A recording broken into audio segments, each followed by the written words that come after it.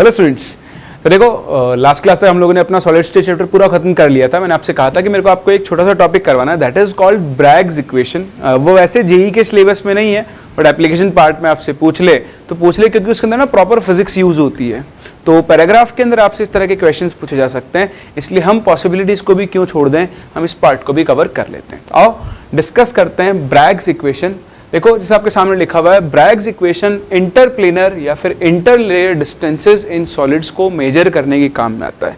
क्या होता है, हम ये मानकर चलते हैं कि सॉलिड्स के अंदर क्या होता है, जो कॉन्स्टिट्यूएंट पार्टिकल्स होते हैं वो इस तरह से लेयर्स में अरेंज होते हैं। ये पहली लेयर होगी, ये दूसरी लेयर होगी, ये तीसरी लेयर होगी। इस तरह अलग अलग प्लेन्स के अंदर क्या होते हैं, आपके एटम्स अरेंज होते हैं। ये एक लेयर है, जैसे हम लेयर ए बोलते थे, layer B, layer C and so on चलता रहेगा।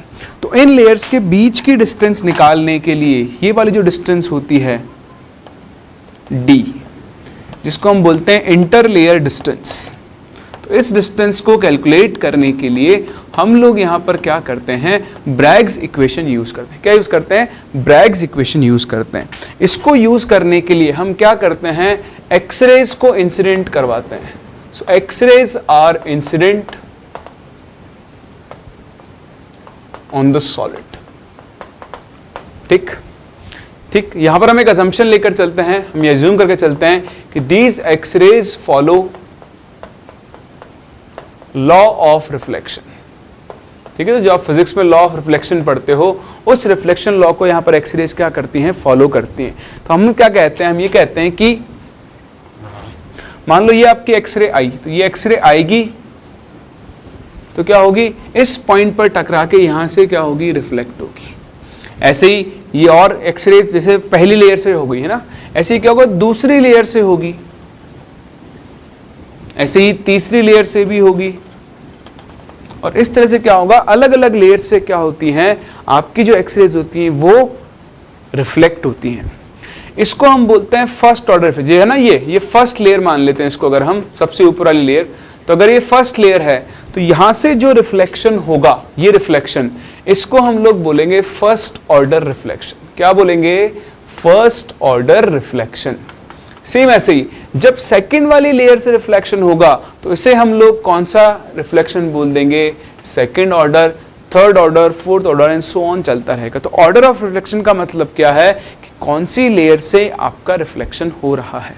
ठीक है, चलो बहुत बढ़िया है। अब हम क्या करते हैं, यहाँ थोड़ा सा काम करते हैं। काम क्या करना है हमको, भाई देखो ये आप लोगों ने सीखा हुआ है कि जितने एंगल पर आपकी रे आएगी उसी एंगल पर वापस से क्या होगी, रिफ्लेक्ट होकर जाएगी। ठीक है ना, तो ये एंगल अपना है थीटा, तो ये एंगल भी कितना हो जाएगा, थीटा। ठीक है, सेम ऐसे ये एंगल थीटा, ये एंगल भी क्या होगा, आपका थीटा होगा।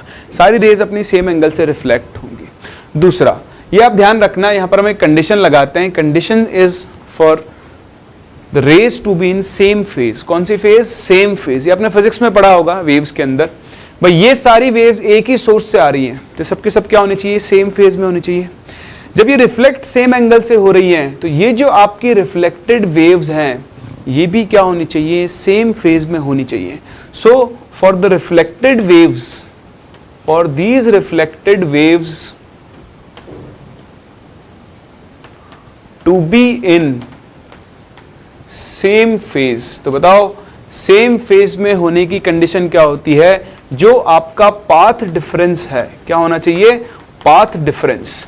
This path difference should be an integral multiple of lambda.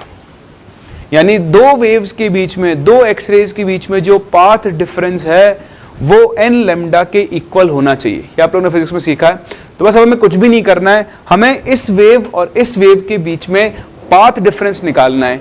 कितनी एक्स्ट्रा डिस्टेंस ये सेकंड वेव क्या कर रही होगी, ट्रैवल कर रही होगी। तो उसके लिए हम क्या करेंगे, यहां से आप दो परपेंडिकुलर्स ड्रॉप करो ऐसे इसके ऊपर। तो देखो ये एंगल थीटा, तो ये 90 माइनस थीटा, ये 90 माइनस थीटा, तो ये एंगल फिर से क्या बन जाएगा, थीटा। तो देखो ये वेव यहां तक तो सेम डिस्टेंस ट्रैवल कर रही है, लेकिन ये डिस्टेंस एक्स्ट्रा हो रही है, तो इसको हम बोलते हैं पाथ डिफरेंस, है ना। देखो यहां तक तो दोनों पैरेलल है, जितना ये चली उतना ही ये चली है, लेकिन ये वाली वेव इससे इतना ज्यादा और चली यहां पर, और फिर यहां पर इतना ज्यादा और चली। तो ये आपका टोटल पार्ट डिफरेंस है जो कि 2 इंटू डेल्टा एक्स के बराबर होगा। डेल्टा एक्स इधर से, डेल्टा एक्स इधर से। आप ये ट्राइंगल बना लो, इसको बोल दो O, इसको बोल दो A, इसको बोल दो B। तो इस ट्राइंगल OAB में अगर आप देखो ट्राइंगल OAB में, तो यहां पे आप साइन थीटा वाला रूल लगाओ, साइन थीटा। तो बताओ साइन थीटा किसके इक्वल होगा? देखो ये तो हो गया आपका परपेंडिकुलर और ये हो गया आपका हाइपोटेन्यूज, हो गया ना। तो साइन थीटा क्या होता है? Perpendicular upon hypotenuse. तो डेल्टा एक्स अपॉन, बताओ हाइपोटेन्यूज कितना होगा? इंटर न्यूक्लियर डिस्टेंस d के बराबर होगा, है ना। आप चाहो तो पहले इसको ऐसे लिख लो, साइन थीटा हो जाएगा AB अपॉन OB के इक्वल। और ये जो OB डिस्टेंस है ये किसके बराबर है? D, है ना। तो जैसे आप इसको लिखोगे यहां से आपको AB की वैल्यू मिल जाएगी कितनी? D sine theta. और AB किसके इक्वल है? डेल्टा एक्स के। तो इतने डिस्टेंस यहां डेल्टा एक्स और इतने डिस्टेंस यहां। तो बताओ जो आपका नेट पाथ डिफरेंस होगा, नेट जो पाथ डिफरेंस होगा, बताओ वो किसके इक्वल होगा? 2 टाइम्स ऑफ डेल्टा एक्स, यानी कितना हो जाएगा? 2D sine theta. और अकॉर्डिंग टू दिस कंडीशन ये जो आपका 2D साइन थीटा है इसकी वैल्यू किसके इक्वल आनी चाहिए?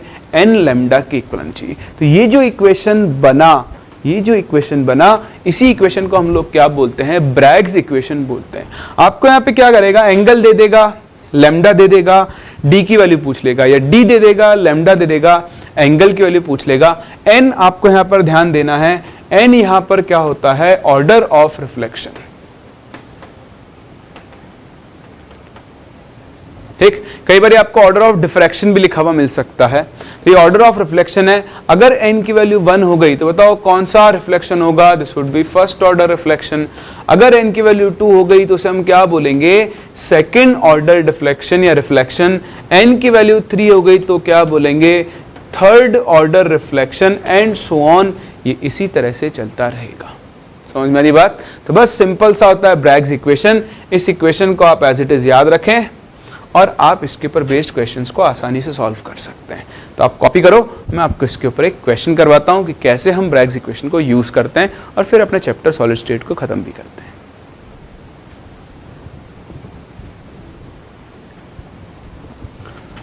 तो देखो ये रहा एक सिंपल सा क्वेश्चन ब्रैग्स इक्वेशन पे। कैलकुलेशन में मत जाना, कैलकुलेशन के लिए आपको वैल्यूज दे देगा आसान, अभी तो आपको सिर्फ वैल्यूज कैलकुलेट करनी है। देखो क्या कह रहा है? Simple cubic lattice having atoms placed at a distance of 2.77 angstrom, यानी आपको एटम्स के बीच के डिस्टेंस दे दिए 2.77 एंगस्ट्रॉम। कह रहा है कि जो एक्सरेज आ रही है उनकी वेवलेंथ है 1.82 एंगस्ट्रॉम। बताओ ये कितने एंगल से रिफ्लेक्ट होंगी? अगर रिफ्लेक्शन है फर्स्ट ऑर्डर और फिर क्या है? Second order. तो आपको इक्वेशन याद ही है। बताओ पहले केस, पहला क्या? हर केस में आपको क्या यूज करना है? 2D sine theta is equals to n lambda. तो देखो यहां से साइन थीटा कितना आ जाएगा? वो आ जाएगा n लैम्डा अपॉन 2D होगा। अब पहला केस क्या है? फर्स्ट ऑर्डर रिफ्लेक्शन है। तो फर्स्ट ऑर्डर रिफ्लेक्शन है, बताओ n की वैल्यू कितनी हो जाएगी? 1। जैसे n की वैल्यू 1 होगी, बताओ साइन थीटा किसके इक्वल आ जाएगा? 1 इंटू लैम्डा। लैम्डा की वैल्यू कितनी हो गई? 1.82 एंगस्ट्रॉम होगा, डिवाइडेड बाय 2 इंटू डी। बताओ डिस्टेंस कितनी है? 2.77 एंगस्ट्रॉम, है ना। कुछ मिस्टेक क्यों ना? सही, बिल्कुल। यहां से आप सॉल्व कर लो, यहां से आप कैलकुलेट करोगे, थीटा की वैल्यू आ जाएगी 19.2 डिग्री। वो आप कैलकुलेट कर लेना कैलकुलेटर से अभी। तो ऐसे ही सेकंड केस में आपको n की वैल्यू कितनी पुट करनी पड़ेगी? 2। तो बताओ sine theta is equal to कितना हो जाएगा? 2 लैम्डा डिवाइडेड बाय 2 इंटू बाकी सारी वैल्यूज तो सेम रहेंगी, और इस बार आपको थीटा की वैल्यू मिल जाएगी 41.1 डिग्री। बस, तो ये होता है आपका ब्रैग्स इक्वेशन, और यहीं पे हम खत्म कर सकते हैं अपने चैप्टर सॉलिड स्टेट को। तो सारी पॉसिबल चीजें मैंने आपके इस चैप्टर में कवर की। इंपॉर्टेंट चीजें मैंने आपको पहले ही बता चुका हूं। एक सीटो और HMTO इलेक्ट्रिक आपके लिए बहुत इंपॉर्टेंट है। पैकिंग फ्रैक्शन, कोऑर्डिनेशन नंबर निकालना, और लिमिटिंग रेडियस रेशियो और आयनिक क्रिस्टल के स्ट्रक्चर्स के ऊपर बेस्ड क्वेश्चंस सबसे ज्यादा आपके लिए इंपॉर्टेंट है। क्लियर? चलो, तो यहाँ खत्म करते हैं अपने चैप्टर सॉलिड स्टेट को, और मिलते हैं अगले लेक्चर में एक नए चैप्टर के साथ।